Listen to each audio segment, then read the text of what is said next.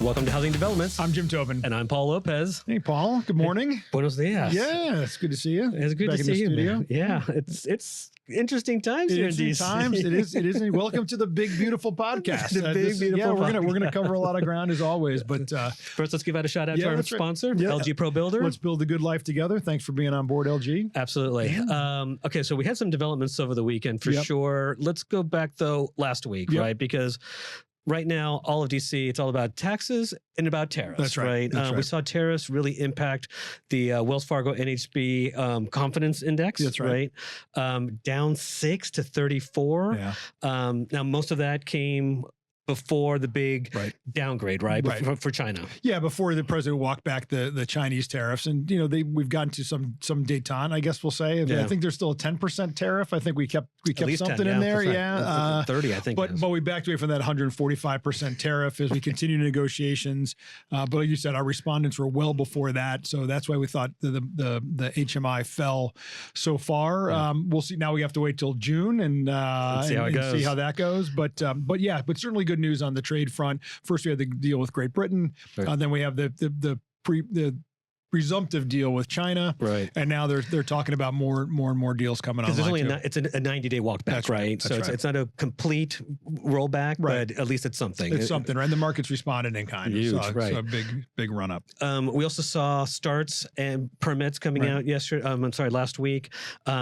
Both down 2.1%. Which mirrors the HMI, right? It mirrors the HMI, always does. And then permits, single family decreased just over 5%. Right. So a little softening starting the spring buying season, but nothing to really worry about just yet, right? No, we'll see if it's persistent. But I do think that we've kind of missed that first part of it where people were, hey, let's buy it in February. Hey, let's get ready to buy a home this spring. Now it's May, and they're like, maybe I want to wait a little bit longer. So I do feel like we've lost a little bit, or maybe the first big chunk of the spring buying season, and building momentum. But when you talk to Rob Dietz, Dr. Rob Dietz, maybe the second half of the year is looking good. Rob saw the inflation numbers, and he even said maybe this is a signal that the Fed should think about getting ready to cut their rates in the second half of the year. We're still calling for 2 in the third and fourth quarter. So, maybe there's some optimism. Maybe the fall buying season will be better. How's that sound? There we go. Yeah. And then the big thing that's blotting the sun here, taxes and a giant bill. Yep, the big, beautiful tax bill. That's right. Not going it didn't go as smoothly as I think the House and the GOP wanted to, but they got there eventually, right? But it's pretty complex. So we brought some help here. We brought in our expert to explain this. JP Delmore, our Assistant Vice President for Government Affairs and a tax guru for NAHB and housing. Welcome to the podcast. Yeah, thanks for having me down to the back cave. Yeah, really. This is very warm and inviting. This is the friendly confines. Well, welcome, JP. Great to have you here to talk a pretty complicated topic. I mean, taxes are complicated on their own, but the processes that it takes in Congress to move a tax bill. So I have one. I want to start with this. I think it's to set the table for everybody. Yeah. You and I went through the 2017 tax bill together. Why is it different this time, or is it different? It definitely feels different. I was just thinking about this. It almost feels anticlimactic in a certain way. The reality is that the effort is just as difficult here as it was back in 2017. But in 2017, we were fighting to lower taxes and make improvements that will benefit all of our membership. Shift ahead to today, we're now in a battle to keep those 2017 wins. So it doesn't feel like you're getting anything, but in reality, we are trying to avoid something being taken away from you. So different tactics then this time around? I mean, we played a lot of offense in 2017, played a lot of defense too, but so do you think this is more almost completely defensive, or are there areas where you've been able to, kind of get on the horse and get some wins? Yeah, a lot more defense, and some of that just reflects the political dynamic we're facing, both the sense that the budget deficit looms over this much more so than it did in 2017. But also the narrow majorities that Republicans have in the House and Senate as they're moving a bill just with Republican votes it's making it a little bit more tricky to do anything big or dramatic. Right. But we have been able to secure several offensive wins in here. Low-income housing tax credit is one example. There are 3 provisions in there that's going to greatly expand resources. So we're going to see more affordable rental housing produced as a result of it. And if you go and look through the bill, there's not a lot of other similar provisions. We're kind of a one-off, and that's a big victory for us. Yeah, nice. So let's take a little bit of the suspense out of this, though. Overall, we're happy with how this thing is playing out, correct? Yeah, that's a good point. Overall, this is a really good tax bill. It's not perfect. I don't think that exists. Right. Taxes Sure. At the end of the day. But in terms of what we were concerned about, we didn't see that in this House product. Now, we still have a long way to go. This has to go to the House floor. It has to go into the Senate, go through that process.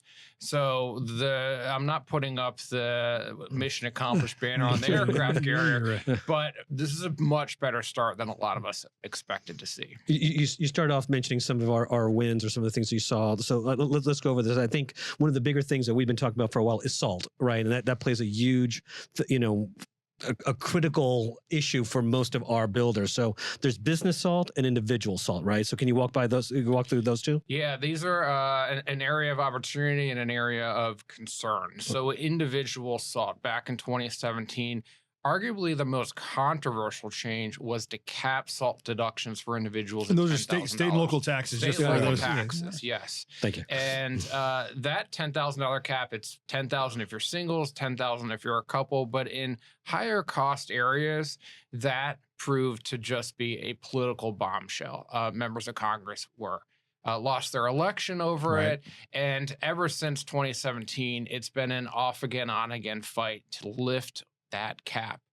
So in the bill right now is a significant increase on that individual SALT cap, up to $30,000 for couples, $15,000 for singles. It does have income phase outs, but this is one area where the negotiations are happening right now. And so it's possible we could see changes or improvements to that. But for our members who are in the states that have been affected by this, getting this relief is going to be really critical for them. And then the other side of this was business SALT. And this was a concept that came up maybe December of last year of saying, well, if you're going to have these limits on the ability of individuals to deduct their state and local income taxes and property taxes, we should have the same things for businesses, which is an absolutely crazy idea. If you consider the fact that for multifamily housing, property taxes can reflect up to half of the operating cost of a unit. That's a big increase. The good news here is that we've avoided any changes, the ability of our members to deduct their business income or property taxes. They did make some changes that affect the service industry. So lawyers and accountants and even architects, which could bleed a little bit into our industry, but for a builder, they will be able to continue to operate under the same set of rules they have today. Yeah, that's nice. The low-income housing tax credit, that's something that actually increased, right? Correct. All right. Yeah, we're going to see 3 really positive changes there. More 9% credits, which is the part of the program used to build new, if you will. Right. And then on the part of the program that can be used to preserve or also do new construction, that 4% side, we call it, there's going to be some loosening of the rules to make it easier to finance these projects and also make it more efficient to finance these projects. And then, because there's a big focus, particularly on the House Republicans, for rural communities, there will be a change that will enhance the ability to do projects in rural communities. It's actually quite difficult to do affordable rental housing in rural communities because the incomes are so low. Right. So you don't have that flow of rent that helps pay down the debt. So this will allow more tax credits into the deal, less debt, and be able to do more rural projects. And our members are going to love that. That's great. Very good. The Tax Cut and Jobs Act, that was made permanent, right? Not 100%, but okay. Well, that's the 2017 bill. Right. Yeah. Okay, so walk us through that because I think that was something that we were touting. But go ahead. Yeah. It's probably 90% permanent in here with a few exceptions. And some of those exceptions are actually short-term bump ups that they're doing, and then it'll go back to a permanent state. So obviously they're setting up another tax battle in 4 or 5 years, actually probably 3 or 4 years. But the big ticket items, the marginal tax rates, permanent. A big deal for us that often gets overlooked, AMT, the alternative minimum tax that used to hit our members pretty hard and deep, that has largely gone away due to the 2017 TCJA changes. They make those rules permanent, so it will continue to be a marginalized tax provision, which is great. But there's other things, and then the estate tax as well. That's actually going to get a bump up, the exemption, and then it's going to be made permanent based on that bump up.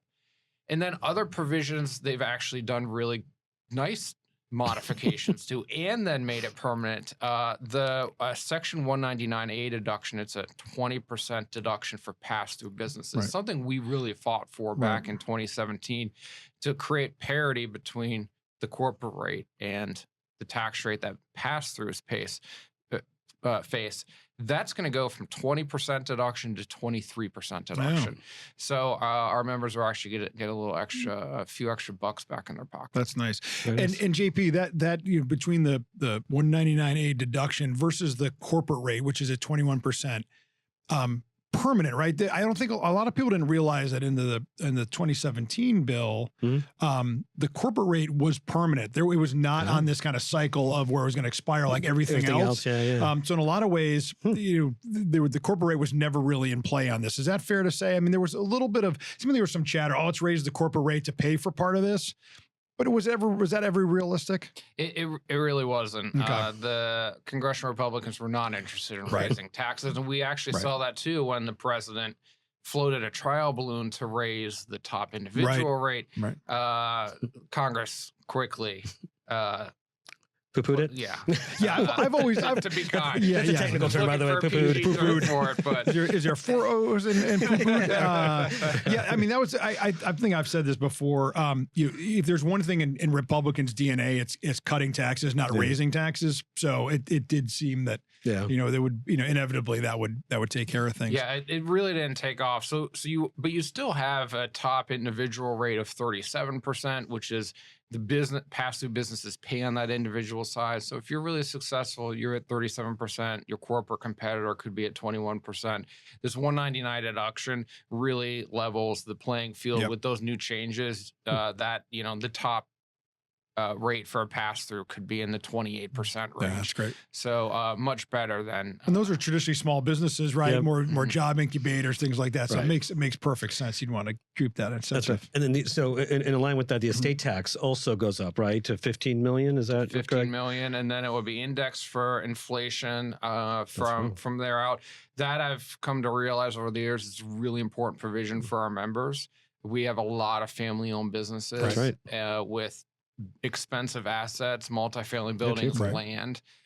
So before these 2017 changes that locked in a much better exemption, I would get quite a few calls on the estate tax and what's happening. So to have this permanency and to have that $15 million number, I think is going to make it much easier for our members to plan the future of their companies. And index, right? That's huge index too, for right? Inflation. Yep. Yeah, that's huge. great. Yep. Housing tax incentives. Let's talk about those for a minute. And it's actually a pretty quick conversation. They preserved everything from the 17 law, right? So talk a little bit about mortgage interest deduction, second homes, cap gains exemption. Just give us an overview when it comes to kind of the taxpayer side of ownership. Yeah, this goes to that anticlimactic part I mentioned. Everything stays the same. But the reality you get a car. You get a car. Yeah. Everyone gets the reality is that they were looking at making changes there of reducing the maximum amount of debt you can deduct your interest on, eliminating second homes. I always love talking about second homes because there is an aspect of it that policymakers tend not to understand, which is if you own a house and you sell it and buy a new house, your ability to deduct your mortgage interest on both of those homes is because of the second home deduction. For that year, one of those homes is considered your second home. There's also a set of rules that allows a home buyer, someone who's building their dream home, to deduct the interest on a debt that they get to finance the build or a construction loan for up to 24 months. So if you got rid of that, it would become more expensive to build your dream home. So all of those rules have been preserved. You can still you still have the ability to defer capital gains when you sell your home, $250,000 a person, $500,000 for a couple, which is also a very important set of rules. So everything's going to stay the same, which should really be helpful in the marketplace. Now they did up the standard deduction, right? Which will continue to erode that $750,000 mortgage interest deduction, and making it not harder, but less likely that more people will not have to itemize. Right. That's a murdered way to say that. But just talk a little bit about that standard deduction. That's something we've been talking about for a long time. But still, it's a simplification tool at the end of the day, right? Yeah, and this is one of those examples of provisions that they've now made permanent, or will make permanent if this becomes law. So the standard deduction increase that we saw in 2017, where they nearly doubled it, will become permanent, but they're also adding on a plus up for a handful of years. For 25 through 2028, the standard deduction would go up an additional $1,000 for singles, $2,000 for couples. Okay. So that's definitely going to affect itemization to some degree. It will be offset a little bit by the increased SALT deduction cap. That will mean more taxpayers will itemize. So you'll probably end up with a bit of a wash between those two provisions. But that standard deduction increase is permanent under this bill. So I'll ask a question for both of you. Back in, I think it was 2017, we were talking about morphing the MID into possibly a credit. Is there any possibility or any kind of political desire to do that? Or as far as we know, things are I'll take it for just really quick. I think two things that JP has already said. One, this is more of an extension package than new ideas. The low-income housing tax credit being one of those newer ideas that got its way in there due to our good work, JP's good work. Right. But I also think our members, when we talked, JP did extensive listening sessions with our members a year ago, thereabouts, and to find out if this was something that we wanted to put our energy into. And our membership really was focused on other things. Is that fair enough to say, JP? Yeah, there's definitely interest, but I think that for a lot of our members, they hadn't actually seen in the real world the effects of the reduction in itemization. At the end of the day, it does look to be true that if people have more money in their pockets, they still want to buy a house. Now, that said, I think we will continue to look for opportunities to enhance the homeownership tax incentives. I strongly believe that looking at converting the deduction to a tax credit that's available to everyone who owns a home is really smart housing policy, and will do a lot of good around the country in terms of housing production and housing affordability. But you're biting off a lot. You're asking members of Congress to make a fairly significant change. They're a fairly risk-adverse group, right? They want to get reelected. So this wasn't the opportunity to do something that big, but I think it's something we keep in our back pocket. Very nice. JP, policy-wise, anything we haven't talked about that you want to make sure our listeners understand what's in there? Yeah, there's a few, challenging pieces for us that we're not supportive of within this package. We do support the overall tax bill, but as this moves forward, we'd like to see some of these addressed. The biggest is this category of energy tax credits. The Inflation Reduction Act was a 2022 bill and was one of the Biden administration's signature achievements. So guess what? The Republicans want to unwind that. That's right. And do a bit of a redo on the Inflation Reduction Act. Well, they have the ability to do that as far as those energy tax credits go in this bill, and they're taking advantage of that. We do support voluntary tax incentives as the best way to move the market. And these credits, and there's 3 in particular that we've been really focused on: the Section 45L tax credit, which is for energy efficient new homes, single family and multifamily. That's a very popular credit, $2,500 for Energy Star complying units. There's also the Section 25D tax credit, which is a consumer credit. Our remodelers can use it, but so can our members. In terms of single family build, they can, if they're putting solar or geothermal on, then the buyer or homeowner can claim a 30% tax credit. That's huge. And then the third of the trio is this revamped version of what is known as the investment tax credit. Now it's the clean electricity tax credit. It's like the one I just talked about. It's solar and geothermal focused, but it's for claimed by businesses. So a multifamily member might put solar on their rooftop. They could use that credit. The other area we see that used is a state like California that has solar mandates in their single family homes.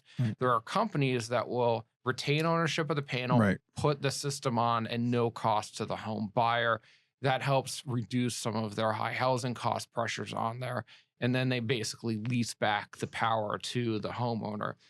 So of those 3, 2 would be eliminated at the end of the year, which is a problem for us. The 45L tax credit and the 25D credit. And 45L, that's where we get Energy Star, right? That's the Energy Star credit? The one that uses that's going Energy away. Star. Okay, yeah, sorry. So I think that's particularly problematic, as the Inflation Reduction Act had it going through 2032. So a lot of our members made business decisions and business investments based on the fact that this is going to be a long-term tax credit out there. And now they have 6.5 months to wrap it all up and put a bow tie on it. I don't think that's fair. So that's an area we're really going to be focusing on, is looking at that date, try to push it out a few more years and give our members time to make some adjustments based on that. The investment tax credit, that last one I talked about for businesses with using solar, they push back the expiration date by a few years, but it's still going to be available for a number of additional years. Those are some of the fixes that we're hopeful to get as this moves through the process. So let's walk through what's next, right? Well, I actually have one question for you, because that was second is kind of the what's next, mostly kind of the Senate, right? Where the House may vote this week, we think, JP, if they're going to keep their Memorial Day deadline. Talk about the factions in the House that everybody's been reading about. There's the SALT faction. There's the conservatives who want more deficit reduction. What are the road bumps or road blocks, speed bumps between now and ultimate House passage?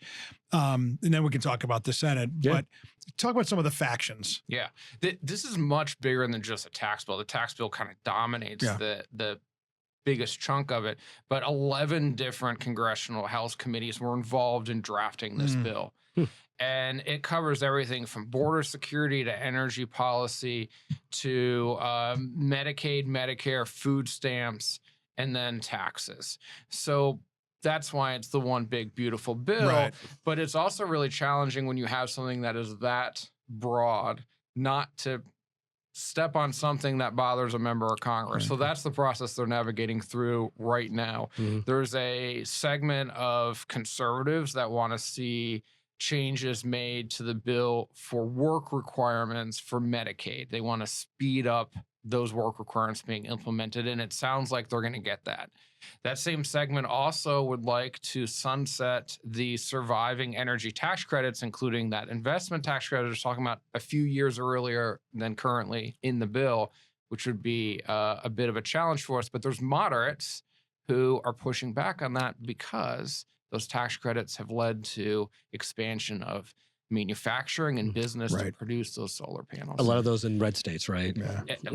Very, very big irony that the Biden administration ended up benefiting those red districts. So you have that, and then you have your SALT caucus, or what I've dubbed the Salty Five, and there's really 5 members, but keep in mind, the House, to pass this, they can lose a maximum of 3 votes. 3 votes, okay. So if these 5 stick together, they can tank this bill, and they're pushing for more SALT relief than that $30,000. So that's an unresolved issue. So there's a number of these components and pieces moving around. And I should mention too that as much as the conservatives want to see those work requirements on Medicaid, the timing moved up so they take effect sooner. There's also moderates that have concerns with the effect of some of those changes and how quickly states can adopt them. So it's a very tricky balancing act. I am glad I'm not the Speaker of the House. I don't know. It seems like the hardest job in D.C., but you're still the Speaker of the House, right? Exactly. You get a car. Yeah, is that what it is? You get a car. Sweet parking spot right in the front of the Capitol. That's right. So, Paul, you were going to ask about kind of the steps forward. Yeah, just next steps. I mean, so we got out of Ways and Means. Do you see anything happening between now, any roadblocks or hiccups between now and the full vote at the House? And then what kind of maneuvering do they have to do on the Senate side to try and, make sure that all this kind of jives together?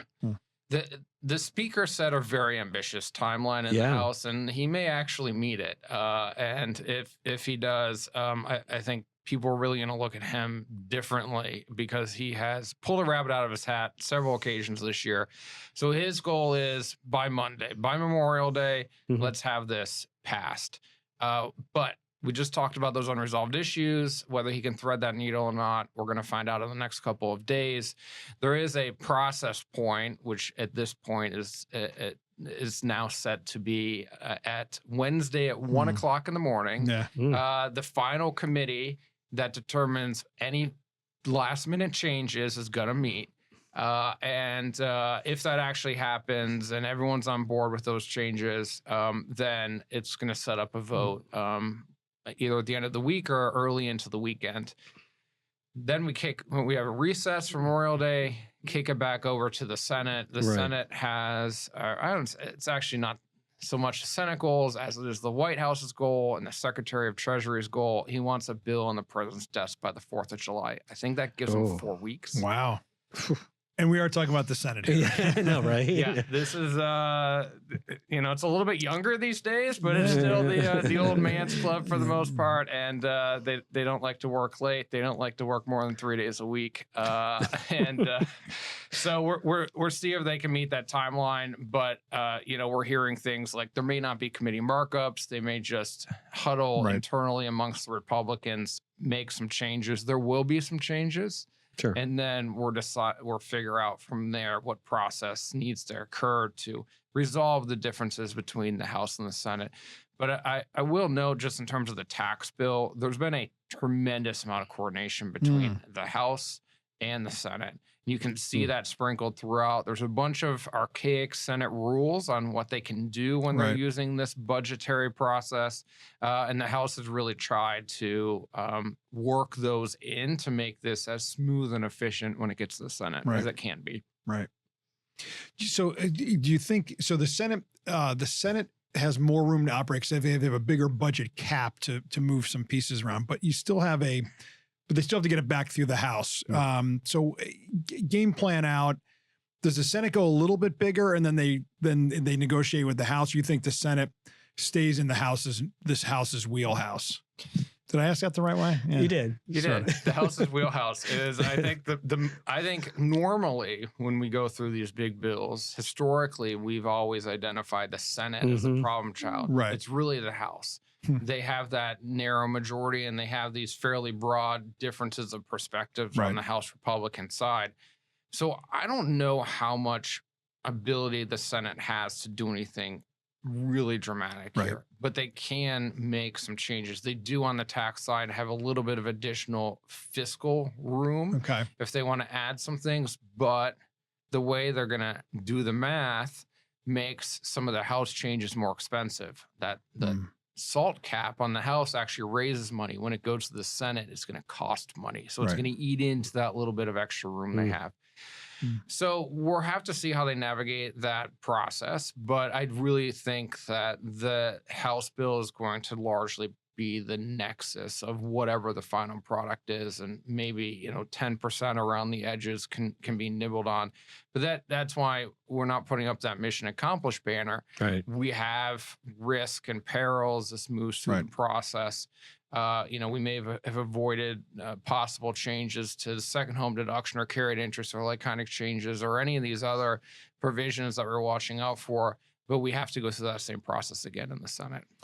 And June 11th, the legislative conference here in Washington, D.C., our members are going to be armed with many of these talking points to go lobby on this bill, right? This will absolutely be one of the focus points. And as now that we have the bill and it's moving through, we're going to be working on honing what our message is going to be. We'll know by that point whether the House has passed it. So that obviously will change our strategy a little bit. But I think we're largely going to be going up on the Hill saying this is a good bill, pass it, but flagging some of these areas of improvement, like the energy tax credits, as additional asks in there.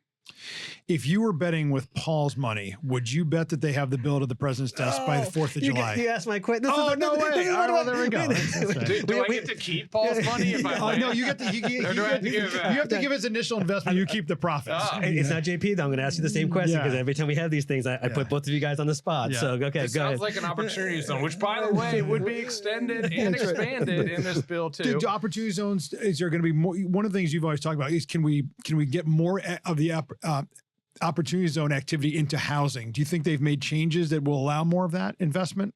So it actually, some more recent studies are suggesting that I think as high as 75% of opportunity zone investments have ended up in housing. Oh, nice. Okay.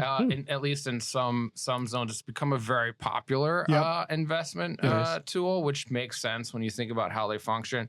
But they're going to make some changes that could alter the dynamic and could be really useful in areas where the program hasn't been successful. Again, I talked about rural is a big focus of House Republicans. So they're going to create some additional incentive for rural opportunity zone investments.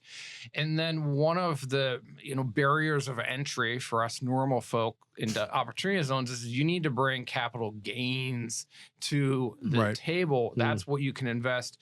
This would actually allow a small amount of ordinary income, so wage income, up to $10,000 to be invested. So I could see that as being really attractive in a smaller mid-sized community to go and raise money to do some housing development or some other projects.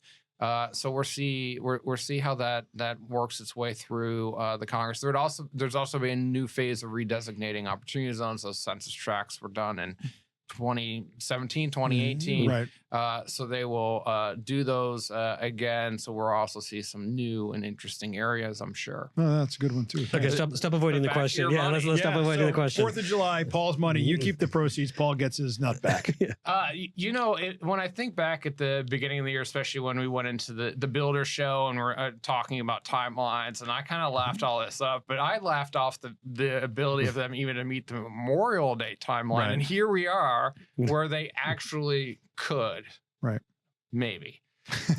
But can they actually do the 4th of July period? I'm still skeptical that they can do all this in 4 weeks because that involves Senate passage and then some type of decision on how they're going to agree. Do they go to a conference committee where the two chambers get in a room and figure out, negotiate a single bill, or does the House just swallow the Senate changes, which I think is unlikely? So I think a lot of the drama we're seeing right now in the last 2 weeks, where you have conservatives who want this in the House and moderates who want this in the House, and you have certain regional alliances on SALT and other issues, I think that is going to require a redo over of sorts once the House has made their changes. So my gut feeling is that it pushes a little more into mid-July, but I really think they're on track to resolve this by August, which is very impressive. How about you, Mr. Tobin? I'm going with JP. If he wanted the 4th of July, I was going to say the same thing he did, which I think it's the August recess. So I think they'll take all of July to do it, but they'll still get it done by the summer, which is, to JP's point, is still pretty impressive for the size of this bill. And the other driving point, which hardly anyone's talking about, but is really important, is the debt ceiling. The debt ceiling expired at the beginning of the year. Treasury is doing their extraordinary measures, whatever that means. The shell game of money, basically being able to pay our bills until sometime late summer.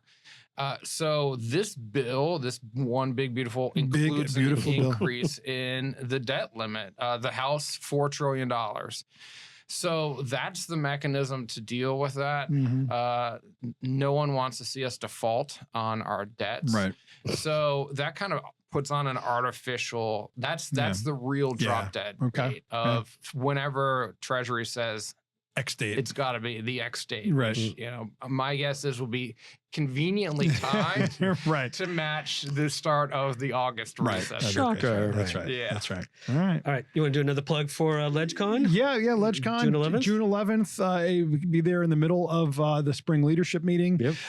Looking forward to seeing everybody. You'll be able to come up and hear a briefing from JP and others, on taxes in particular, but then also we'll work on workforce development and then energy as well, right? And regulations. So we've got a full panoply of we've got registrations up higher than this year. So we're expecting at least 1,000 members and guests could be up on Capitol Hill on June 11th. So JP, thank you to your team and all the work you're doing to make that day a great success. Yeah, it's going to be fun. And I think it's been a while since we've had the members up here when something is as active as it will be. That's a good point. Week. Yeah. So, I mean, they're going to be in the thick of it, and it couldn't be timed any better. And this is one of the big bills, one of the big, beautiful bills, one of the big bills that we've been talking about we would talk about tariffs and immigration is kind of the headwinds for the industry. Yep. We talked at the top just a little bit about how we've kind of lost the momentum of the spring season. This tax bill is one of those things that starts what I believe is this 6 months from now. Every time we talk, I keep saying 6 months. I keep pushing off. Okay. Eventually, I'll be right. That we see what the Trump economy really is. Like getting this bill behind them, permanency for so many of the things, or pushing some of the things out, but settling the tax environment down is going to be critical to business, the next business cycle and tariff cycle and everything. So there's a lot. There's a lot right on this, but all the uncertainty out there that this will clear at least a big chunk of it, which is paramount to small businesses. We keep saying that, and big businesses. Right. One more time for our LG Pro Builder. Let's build the good life together. Thank you for your support. Absolutely. And JP, thank you. Yeah, thanks for stopping in. It's awesome to have you. Good stuff. And there's more information on NHB.org. I know we've gone through a bunch of stuff. And it's very technical. NHB.org has all of this. So please go visit that if you have or need any more information. Thanks for your work, JP. Awesome job as always. Absolutely. And not done yet. No, still going. Still going. All right. All right. With that. Yeah. Until next time, I'm Jim Tobin. And I'm Paul Lopez. Bye. Bye.